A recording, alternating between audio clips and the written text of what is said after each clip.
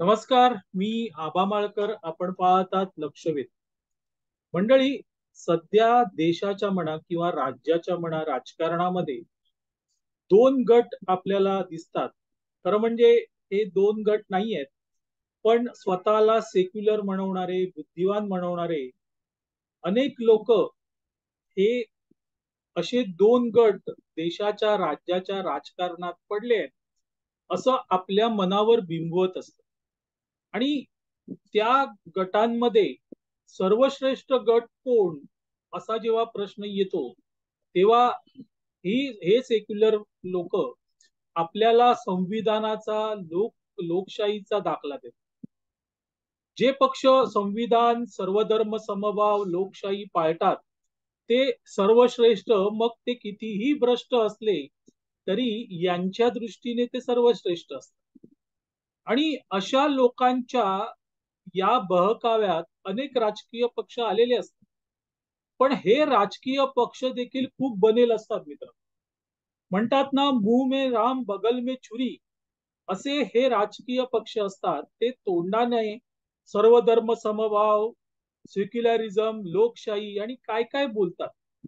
पण प्रत्यक्ष कृती करायची ज्या वेळेस वेळ येते त्यावेळेस त्यां- त्यांची कृती ही एखाद्या हुकुमशहाला लाजवेल अशी असते. पण मुखाने मात्र सातत्याने लोकशाही, सर्वधर्म समभाव हे यांचं बोलणं सुरू असतं. आणि मग अशा बनेल राजकीय नेत्यांना हे कथित बुद्धिवान सेक्युलरवादी असतात. मंडळी, याच लोकांनी असे हे दोन गट केलेले आहेत. आणि त्यामध्ये यांच्या मते हिंदुत्ववादी पक्ष म्हणजे भाजप आणि त्यांचे मित्र पक्ष, मग ती शिंदे यांची शिवसेना असेल किंवा आता अजितदादा त्याच्यात आले ते असतील, हे सगळे जातीयवादी हुकुमशाही असे पक्ष असतात. आता गंमत अशी आहे मित्रांनो, की भाजप आणि त्यांच्या मित्र पक्षांना जातीयवादी हुकुमशाही ठरवण्यासाठी मग जे स्वतःला कथित सेक्युलर म्हणवणारे पक्ष आहेत, लोकशाहीचा उदो उदो करणारे पक्ष आहेत, ते मग लोकशाही तोंडातून अगदी पागळेल असं बोलत असतात. हे आपण सातत्याने बघतोय. एक उदाहरणच द्यायचं झालं मित्रांनो, तर राष्ट्रवादी काँग्रेसचं उदाहरण देता येईल. आणि ते उदाहरण देणं फार गरजेचं आहे मित्र. कारण शरद पवार यांचा राष्ट्रवादी पक्ष हा लोकशाहीवादी पक्ष नाही, हे आता त्यांच्याच सोबत राहिलेले किंवा त्यांचा हात पकडून राजकारणात आलेले त्यांचे पुतणे अजितदादा यांनीच सांगितले. आणि त्यामुळे अजित पवार यांचा दावा खरा मानावा लागतो. तर गंमत अशी आहे मित्रांनो, की राष्ट्रवादी काँग्रेस हा पक्ष सेक्युलर असेल, लोकशाहीवादी असेल अशी शक्यता होती. आणि आपल्याला तेच वाटलं होतं, कारण पवार साहेब जेव्हा कधी भाषणाला उभे राहतात किंवा पत्रकार परिषदेत असतात त्यावेळेस ते अखंड लोकशाहीचा जाप करत असतात. लोकशाही, आमच्या पक्षात लोकशाही आहे, आम्ही अमक करतो, आम्ही तमक करतो, सगळं सांगत असतात. त्यामुळे तिथे त्यांच्या पक्षात लोकशाही आहे असं आपल्याला वाटलं असेल, आपण मानलं असेल. निदान मी तरी मानत होतो की बाबा असेल त्यांच्या पक्षात लोकशाही. पण शरद पवारांचा हा दावा अजितदादांनी फोल ठरवला. आता गंमत अशी आहे, झालं काय, तर निवडणूक आयोगासमोर अजितदादांच्या गटाने काल आपली बाजू मांडली. आणि ही बाजू मांडताना अजित पवार गटाच्या वकिलांनी स्पष्ट केलं की अजितदादांची पक्षाच्या अध्यक्षपदी झालेली निवड योग्य आहे, ती कायद्याला धरून आहे. पण पक्षांतर्गत किंवा पक्षामध्ये अंतर्गत लोकशाहीच नाही. पक्षांतर्गत नियुक्त्या ह्या निवडणुकीनुसार झालेल्या नाहीत, असा दावा अजितदादा यांच्या गटाच्या वकिलांनी केला. आता तुम्ही सांगा मित्रांनो, खुद्द अजित पवार यांचेच वकील सांगतायत की राष्ट्रवादी काँग्रेसमध्ये कुठलीही लोकशाही नाहीये. आहे की नाही गंमत? आपण आतापर्यंत काय मानत होतो की राष्ट्रवादी काँग्रेसमध्ये लोकशाही आहे. शरद पवार साहेब काय सांगत होते की आमच्या आमच्या पक्षात लोकशाही आहे. म्हणजे अगदी काल परवा शरद पवारांनी राजीनामा दिला, म्हणजे राजीनामा द्यायचं नाटक केलं. आणि मग नवीन अध्यक्ष कोण हे जेव्हा विचारलं गेलं त्यावेळेस त्यांनी सांगितलं की आमच्या पक्षात लोकशाही आहे. काही जणांची समिती स्थापन केली जाईल आणि मग ती समिती निर्णय घेईल की पुढचा अध्यक्ष कोण. म्हणजे त्या ठिकाणीही त्यांनी लोकशाहीचा उल्लेख केला, पक्षांतर्गत लोकशाहीचा उल्लेख केला, निवडणुका होतात असं अप्रत्यक्षरित्या सांगितलं. असं असताना मित्रांनो, अजितदादांचे वकील दावा करतायत की पक्षांतर्गत लोकशाहीच नाही. कारण ज्या काही नियुक्त्या होतात त्या नियुक्त्या या प्रफुल्ल पटेल हे राष्ट्रवादी काँग्रेसचे ज्येष्ठ नेते आहेत, त्यांच्या केवळ एका सहीने होतात, निवडणुकाच होत नाही. आणि ते प्रफुल्ल पटेल सध्या आमच्या सोबत आहेत.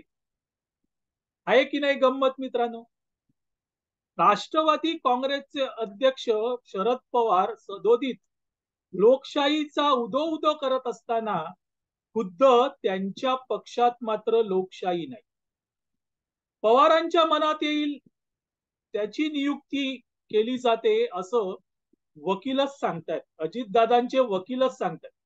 इतकंच नाही मित्रांनो, तर त्याही पुढे जाऊन शरद पवारांनी सर्व नियम पायदळी तुडवले असंही अजित पवारांचे वकील म्हणतायत. एका सहीने नियुक्ती केल्या जात होत्या. शरद पवार हे आपलं घर चालवावं तसा पक्ष चालवत होते. सगळे नियम पायदळी तुडवत होते.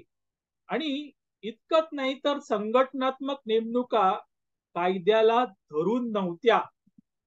आहे की नाही मित्रांनो गंमत? पवार साहेब सांगतात लोकशाही आहे, पण अजितदादा म्हणतात की लोकशाही नाहीये. मुंह में राम बगल में छुरी, लोकशाही की एक्का दुक्का तुरी. हो की नाही? तीच अवस्था मित्रांनो सध्या राष्ट्रवादी काँग्रेसमध्ये झालेली आहे. राष्ट्रवादी काँग्रेस मध्ये लोकशाहीच राहिलेली नाही. आणि हा जो मुद्दा आहे मित्र, हा अतिशय महत्वाचा मुद्दा आहे. कारण पक्ष कोणाचा? अजित पवारांचा. कारण अजित पवारांनी पक्षावर दावा ठोकलाय, राष्ट्रवादी काँग्रेसच्या निवडणूक चिन्हावर दावा ठोकलाय आणि त्याची सुनावणी निवडणूक आयोगापुढे सुरू आहे. अशा वेळेस अजित पवार गटाने दावा केलाय की पक्षांतर्गत लोकशाहीच नाही, निवडणुका होत नाहीत. याचा अर्थ हा स्पष्ट आहे की पक्षांतर्गत लोकशाही नाही. दुसरं, निवडणूक आयोगाने जे काही नियम घालून दिलेले आहेत किंवा जी घटना आहे, पक्षाची जी घटना आहे ती सपशेल पायदळी तुडवली जात आहे असं अजित पवार गटाचा दावा. आणि हा दावा शरद पवार गटाला महाग पडणार आहे. कारण ज्यांच्या सहीने नियुक्त्या होत आहेत ते प्रफुल्ल पटेल हे चक्क अजित पवारांच्या गटात, आणि त्यामुळे ते साक्ष देऊ शकतात किंवा माफीचा साक्षीदार होऊ शकतात. आणि इथे शरद पवार यांच्या हातून पक्ष सुटून तो अजित पवार यांच्याकडे जाऊ शकतो. मंडळी गंमत कशी आहे बघा. जे जे पक्ष मोदींना हुकुमशहा किंवा मोदी लोकशाही न मानणारे आहेत असं म्हणतात, त्याच पक्षांमध्ये लोकशाही राहिलेली नाही, हुकुमशहाशाही सुरू झाली. उदाहरण काँग्रेसचं घ्या. काँग्रेस फक्त गांधी घराण्यापुरती मर्यादित आहे. सोनिया गांधी म्हणतील ती पूर्व दिशा नावाला अध्यक्ष नेमलेत, पण सगळा कारभार सोनिया आणि राहुल गांधी यांच्या हातात. पण ते काय करतायत? ते सदोदित लोकशाहीचा जागर करतात. त्यानंतर समाजवादी पक्ष घ्या. इतकंच काय मित्रांनो, नव्याने निर्माण झालेला उभाटा घ्या. काय आहे लोकशाही, पण ते लोकशाहीचा जागर करतायत.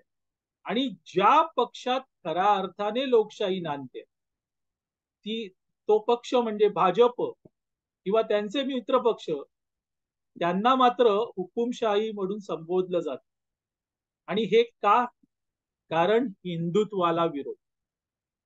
आणि हिंदुत्वाला विरोध करायचा तर मग ज्यांच्यामध्ये लोकशाही नाही त्यांनाही लोकशाहीवादी म्हणायचं, जे खऱ्या अर्थाने सेक्युलर नाहीत त्यांनाही सेक्युलर म्हणायचं, आणि त्यांच्या वतीने बोंबा ठोकायच्या. ही भारतातील बुद्धिवाद्यांची शोकांकिता. असो, तुम्ही आम्ही काही बुद्धिवादी नाही, आपल्याला समोर डोळ्याने दिसतं ते आपण बघतो आणि त्याच्यावर विश्वास ठेवतो. आणि त्यामुळे हे बुद्धिवादी कितीही बडबडले किंवा कितीही बरळले तरीही आपण त्यांच्यावर विश्वास ठेवत नाही. कारण आपण पुस्तकातले किडे नाहीत, आपण व्यवहारात जे असतं त्यावर अवलंबून असतो. मंडळी, तुर्तास इथे थांबतो. आपल्याला हा व्हिडिओ आवडला तर लाईक करा, शेअर करा आणि लक्षवेध 20 आणि लक्षवेधला सबस्क्राईब करा. धन्यवाद.